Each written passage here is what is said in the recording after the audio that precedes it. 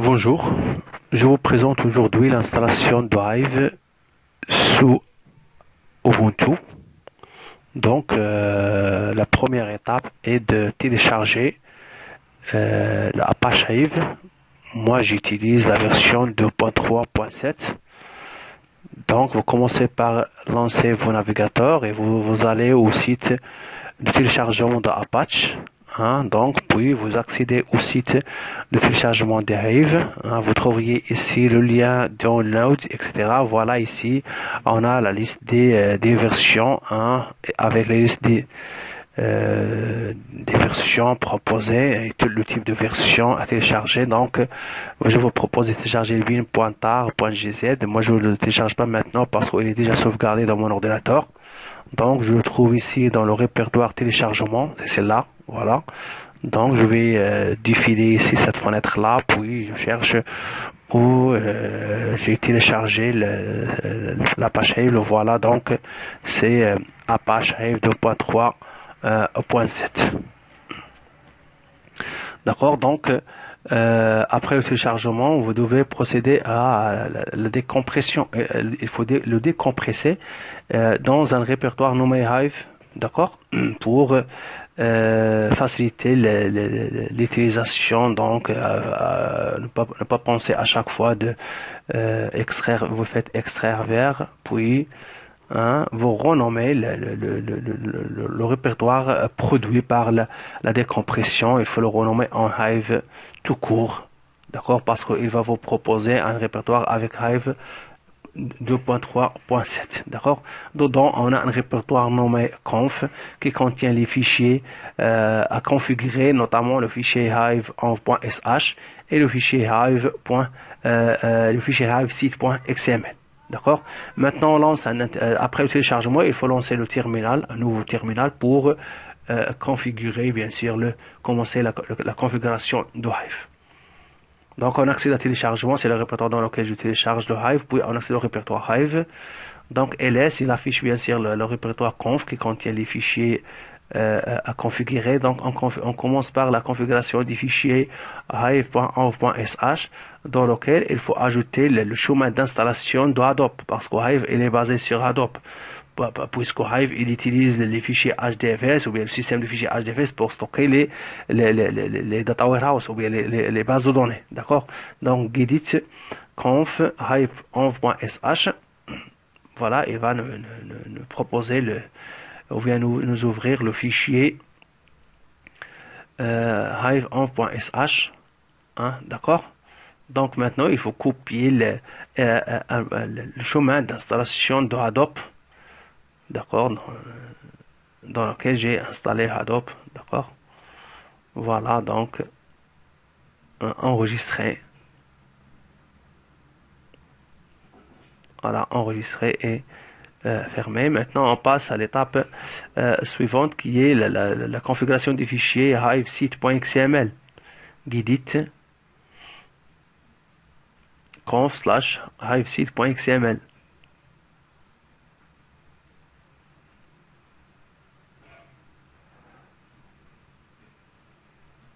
Voilà, bien sûr, il va ouvrir le fichier demandé. Donc ici, en bas, toujours dans la balise configuration et configuration, donc on va ajouter les deux balises propriétés qui sont proposées ici dans l'atelier de l'installation de Hive. D'accord, on va juste coller ces deux balises là et voilà.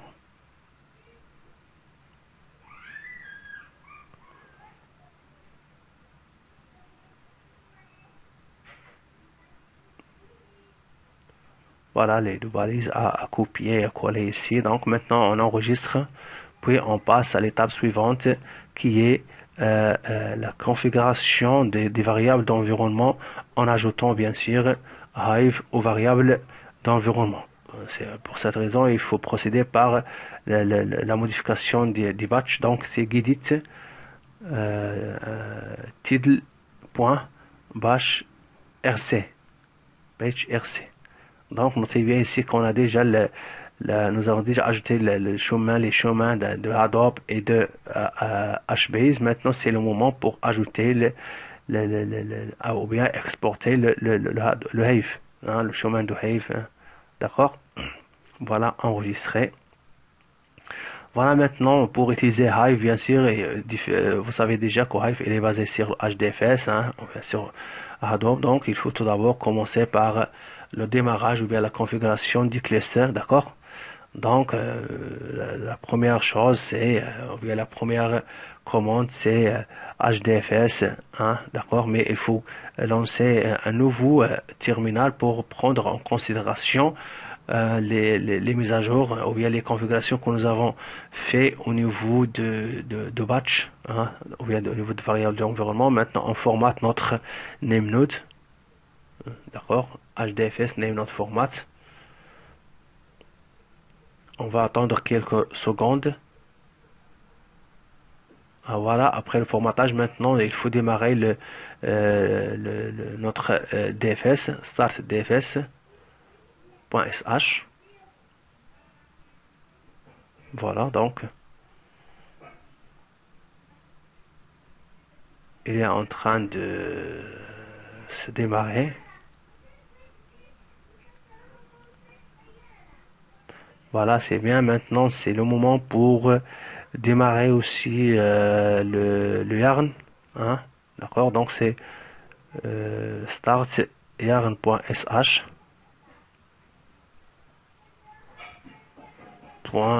.sh.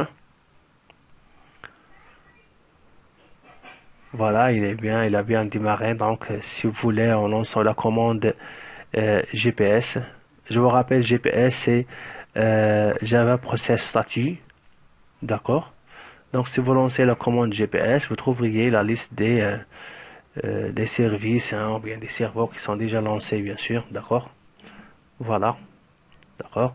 Maintenant, donc l'étape suivante, c'est qu'il faut, c'est le moment bien sûr pour démarrer le shell de Hive, hein, d'accord. C'est l'étape suivante, démarrer le shell de Hive, d'accord. Donc, on fait directement la commande Hive. Voilà, on valide, puis on va voir, on va attendre quelques secondes. Voilà, maintenant on est bien dans le shell de Hive. D'accord?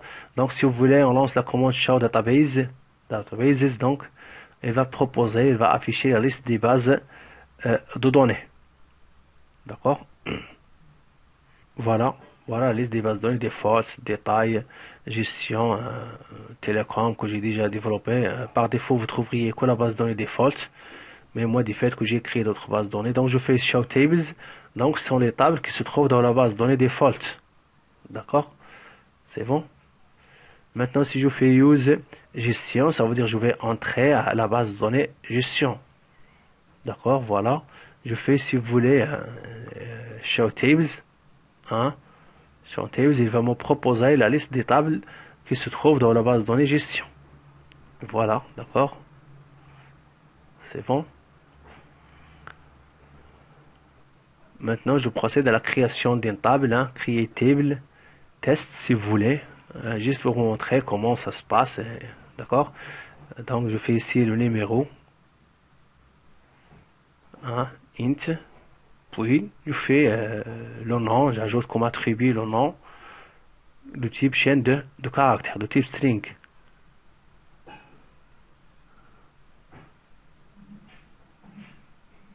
Voilà, la table est bien créée, d'accord.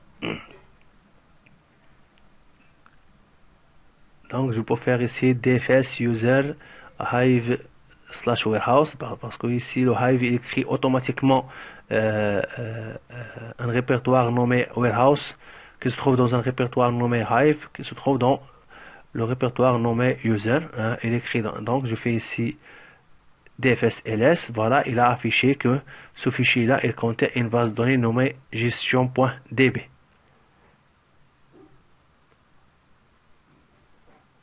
Voilà, maintenant je fais warehouse slash gestion.db pour voir les tables, hein. Je trouverai bien sûr la table test que je viens de créer. Voilà, c'est la table test.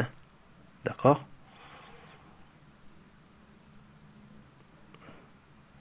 Voilà, on va voir ça même en utilisant un navigateur.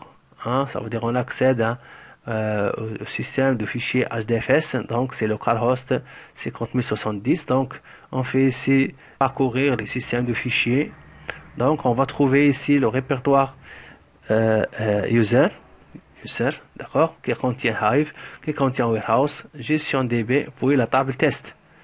Mais la table test, il est encore vide, hein. Si on accède à la table test ici, on ne trouve rien parce qu'on n'a pas encore inséré des données. D'accord? Voilà, donc maintenant on va voir si vous voulez on procède à l'insertion des données dans la table test. Hein?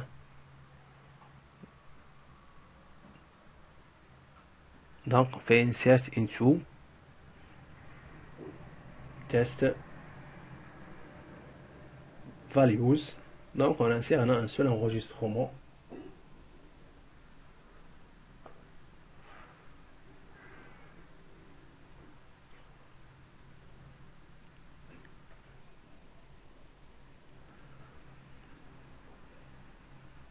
Voilà, il a lancé les jobs nécessaires pour pouvoir insérer les enregistrements dans une table qui se trouve dans le HDFS. Donc, il est basé sur la notion de task, hein, les tâches, etc. Voilà le map et le reduce, hein, les deux fonctions qui représentent les fonctions de map reduce. D'accord? Voilà, il a bien inséré les données là. Donc maintenant, on peut accéder, si vous voulez, une autre fois à localhost ou bien au système de fichiers HDFS. Voilà, on va dérouler les systèmes de fichiers, d'accord? Toujours dans la table, on accède à user, puis Hive, puis warehouse, gestion DB, test. Donc dans test, on trouve ici qu'elle a généré un fichier. C'est le fichier, bien sûr, qui contient les données que nous avons insérées. Hein. D'accord? Donc, vous voyez bien ici qu'on peut télécharger le fichier. D'accord? On a le height de file, hein, on a la taille de file, etc. D'accord? Ainsi de suite. Hein. Comme de même, on peut voir le fichier à partir de Hive. Donc, on fait DFS. Si on fait juste DFS, gestion DB, vous trouveriez la table test. Mais si vous ajoutez ici la table test, vous trouveriez la liste des fichiers qui composent la table. Hein? D'accord? Voilà, ici on a un seul fichier parce que nous avons inséré un seul enregistrement. Voilà, merci pour votre attention.